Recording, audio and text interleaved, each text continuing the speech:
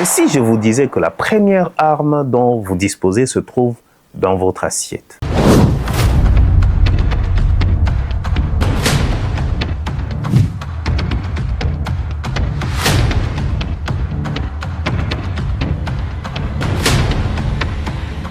Imaginez, vous avez 16 ans, 25 ans, 30 ans. Tous les mois, c'est la même histoire, c'est le même scénario qui se répète.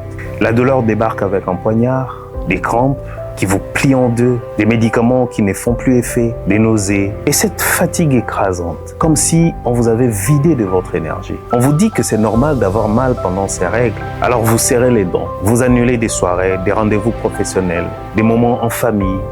Vous vivez dans le silence, en vous demandant pourquoi votre propre corps vous trahit. Cette histoire, c'est celle d'une femme sur 10 en âge de procréer. C'est l'histoire de l'endométriose, une maladie où le tissu, qui devrait tapisser seulement l'intérieur de l'utérus, se développe à l'extérieur, sur d'autres organes, provoquant des inflammations et des douleurs chroniques et d'autres problèmes aussi, comme des problèmes de conception. Pendant longtemps, on nous a dit qu'il y avait une seule solution, qu'il fallait donner les médicaments ou encore opérer. Mais si je vous disais que la première arme dont vous disposez se trouve dans votre assiette?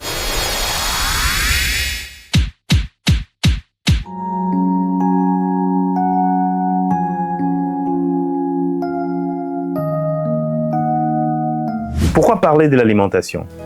Parce que l'endométriose est une maladie inflammatoire, chronique.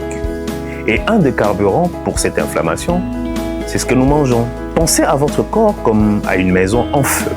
À chaque fois que vous mangez un aliment ultra transformé, donc on achète dans les supermarchés, dans les grandes surfaces, trop sucré ou encore, de manière générale, pro-inflammatoire, c'est comme si vous jetiez de l'huile sur les feux. La douleur flambe.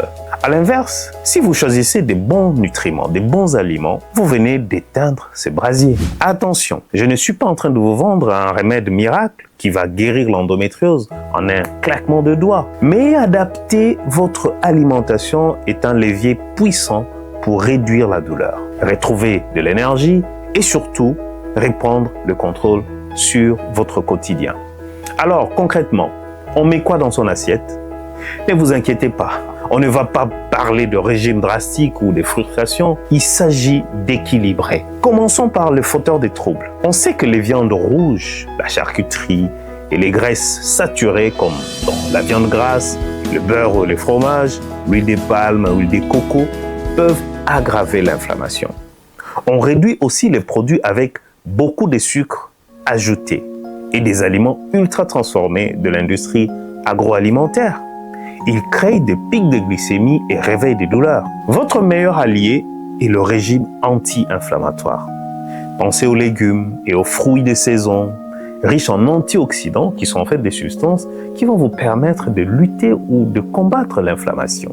Ensuite, on invite des bonnes graisses. Mettez le paquet sur le poisson gras, sardines, maquereaux, saumon, qui sont bourrés d'oméga 3. Les oméga 3 sont des anti-inflammatoires naturels très puissants. Et pensez également à l'huile d'olive, aux noix et aux graines de lin moulu. Enfin, n'oubliez pas les fibres. Elles aident le corps à évacuer l'excès d'estrogène. Alors, mangez des légumes, des céréales complètes et des légumineuses, comme par exemple les lentilles et les pois. Mais attention, le soja serait plutôt un fauteur de troubles, car il contient une substance qui est semblable aux estrogènes et donc qui font partie des hormones de la femme, donc les estrogènes, ces groupes d'hormones qui entraînent une croissance du tissu qui produit les règles, donc les tissus qui est à la base de l'endométriose, le même qui se situe en dehors de l'utérus, à la base donc de l'endométriose. Mais il faut savoir que chaque femme est unique.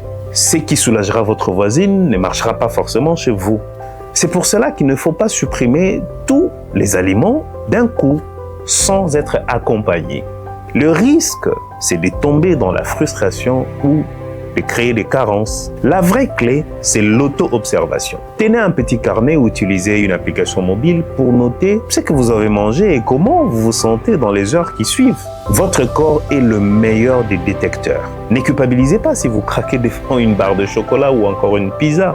Le plus important, c'est d'observer une règle d'équilibre, mais en faveur des aliments qui vont bien soignez votre corps. Une règle de 80-20, 80% d'aliments qui vont beaucoup plus vous faire du bien et peut-être 10% à 20% d'aliments pour le plaisir. Si vous souffrez, n'hésitez pas à vous faire accompagner par des professionnels de santé comme des diététiciens spécialisés qui vous aideront à adapter ces conseils à votre mode de vie. La douleur ne devrait pas être quelque chose qui dicte votre vie. En modifiant petit à petit votre assiette, vous offrez à votre corps une chance de s'apaiser. Prenez soin de vous et surtout écoutez-vous. Voilà, si cette vidéo vous a appris quelque chose ou si elle peut aider une personne dans votre entourage, partagez-la. Mettez un gros pouce bleu et abonnez-vous à la chaîne pour ne pas rater nos prochains conseils de santé. On se retrouve très vite.